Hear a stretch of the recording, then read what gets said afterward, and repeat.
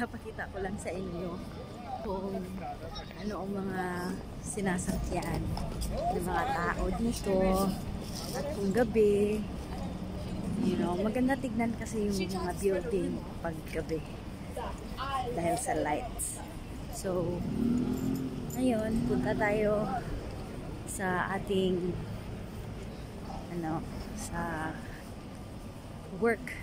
Bali night shift tayo, pang second or third week na ata to, na pang gabi ako always, which is really practical and very helpful sa schedule namin mag-asawa, kasi siya pang pang umaga, tapos ako naman pang gabi.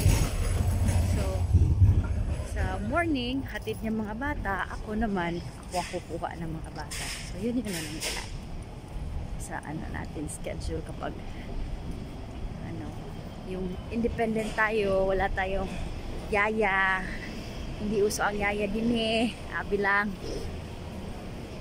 Kung nasa abroad, dili na siya meaning dato na ka trabaho kayod bayot, o ingkod tanan baklay pareha karon baklay. So nga na tanaw ni baklay mode na.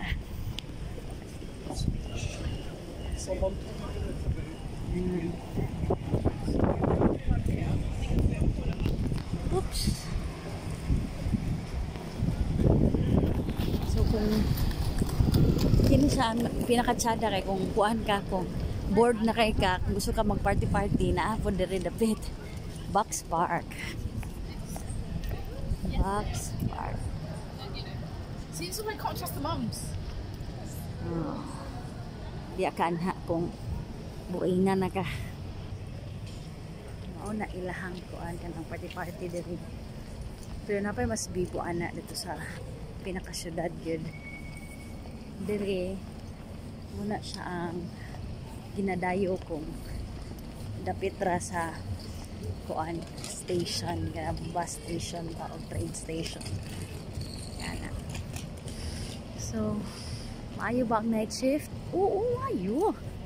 Para sa ako, kaya ang buntag para sa bata, gabi trabaho. So that's it for today, guys. Hapit na ta sa atong trabaho. Bawal pa di pakita ang field sa trabaho. So yes, ganyan. Bye bye, see you again to the next vlog.